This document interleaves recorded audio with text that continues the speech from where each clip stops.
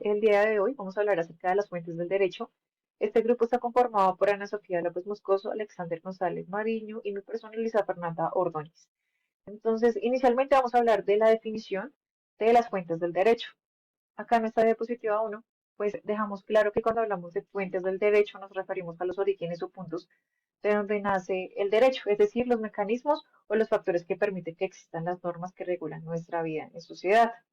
Tienen ciertas características como la formalidad, autoridad, la jerarquía, la evolución, la relación dinámica con la sociedad.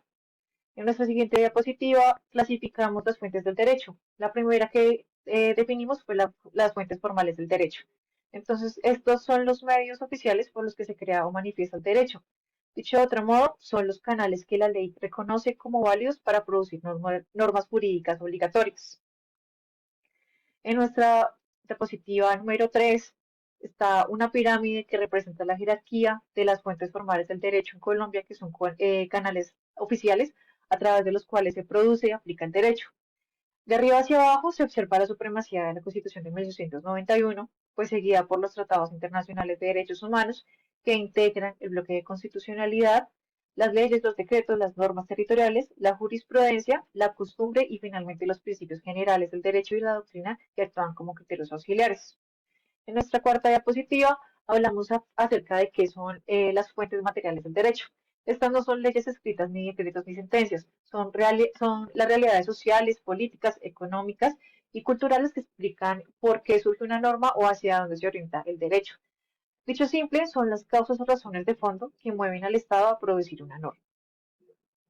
En nuestra diapositiva número 5 hablamos acerca de qué son las fuentes históricas del derecho. Estos son documentos o textos o testimonios también del pasado que permiten reconocer cómo era el derecho en épocas anteriores, no tienen una fuerza obligatoria en la actualidad, pero sirven para comprender la evolución de las normas y el pensamiento jurídico. Son muy útiles en la investigación jurídica, la historia del derecho y la interpretación.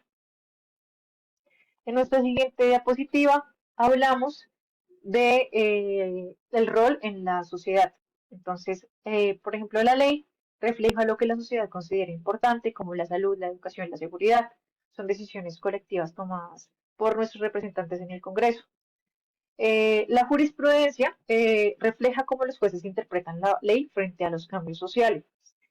También está la doctrina que refleja el análisis académico crítico de los juristas frente a nuevos problemas.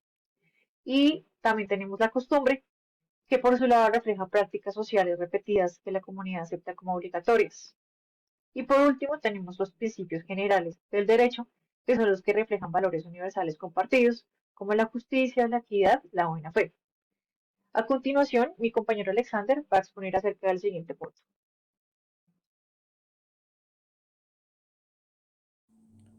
Dentro de las fuentes del derecho encontramos el hecho y el acto jurídico.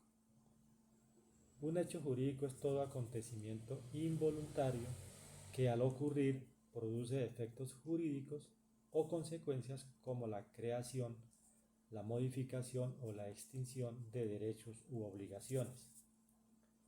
Estos hechos pueden ser naturales, por ejemplo, un terremoto que ocasiona daños a las estructuras de los edificios, dando lugar a la ejecución de una póliza de seguros. O pueden ser humanos, por ejemplo, un accidente de tránsito donde un conductor de manera involuntaria ocasiona daños a terceros, dando lugar a la ejecución de la reparación o la indemnización a terceros. O puede ser también el nacimiento de un niño donde el Estado le otorga una serie de derechos sin que éste los deba exigir expresamente. Por ejemplo, el derecho a tener una nacionalidad.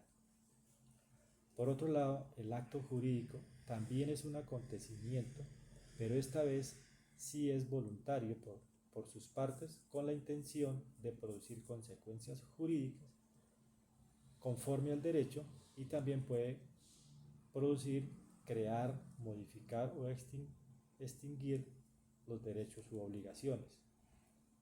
Por tanto, en el acto jurídico está presente la voluntad humana con la presencia de tres elementos fundamentales. Primero, uno, que haya uno o varios actores. Segundo, que haya un objeto o una finalidad. y tercero, que haya una relación jurídica que los vincule.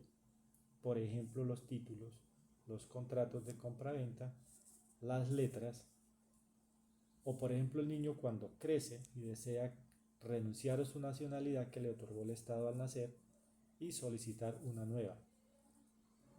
En este caso, el individuo debe solicitar voluntariamente el cambio de nacionalidad. La diferencia fundamental, según la mayoría de las legislaciones, tiene que ver con el origen del evento que ocasiona las consecuencias jurídicas. A saber, si un evento es natural o social, sin la voluntad de las partes se considera un hecho jurídico. Por el contrario, en el acto jurídico interviene la voluntad directa de las partes que buscan una consecuencia. Ahora vamos a analizar cómo el sistema jurídico colombiano se transforma en un mundo globalizado. La globalización es la interconexión económica, cultural y jurídica que une al mundo, y en Colombia impacta directamente en nuestro derecho. Por un lado, impulsa la integración de estándares globales como los tratados de libre comercio o normas ambientales que obligan a reformar las leyes. Por otro, genera tensión ya que debemos balancear nuestra soberanía con las exigencias internacionales. El primer aspecto clave es cómo los tratados internacionales actúan como un puente global para nuestro sistema jurídico colombiano. Gracias al artículo 93 de nuestra Constitución, los tratados de derechos humanos forman el bloque de constitucionalidad.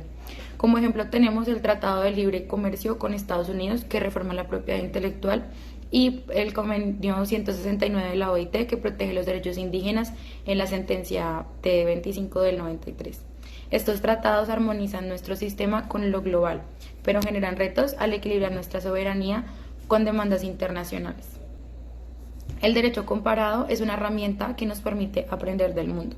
Consiste en analizar sistemas jurídicos extranjeros para enriquecer nuestro ordenamiento legal. Por ejemplo, Colombia adoptó elementos del sistema acusatorio penal de Estados Unidos, transformando nuestro proceso judicial. También se han hecho comparaciones con México y Estados Unidos en temas como responsabilidad civil y derechos fundamentales, nutriendo nuestra doctrina y jurisprudencia. Este enfoque fortalece nuestro sistema al alinearlo con tendencias globales, pero nos plantea un reto: adaptar esas ideas al contexto cultural social colombiano, asegurando que sí reflejen nuestras costumbres. También tenemos las nuevas tecnologías que transforman nuestro sistema jurídico, ya que la interconexión global nos ha llevado a adoptar estándares como el Reglamento General de Protección Europeo, que inspiró la Ley 1581 de 2012 para proteger datos personales en Colombia. Además, herramientas como la inteligencia artificial con análisis predictivo están modernizando procesos judiciales. Sin embargo, esto trae retos como garantizar la privacidad y cerrar la brecha digital que aún limita el acceso en zonas rurales, por lo que las innovaciones nos empujan a actualizar nuestras leyes para estar a la altura del mundo global.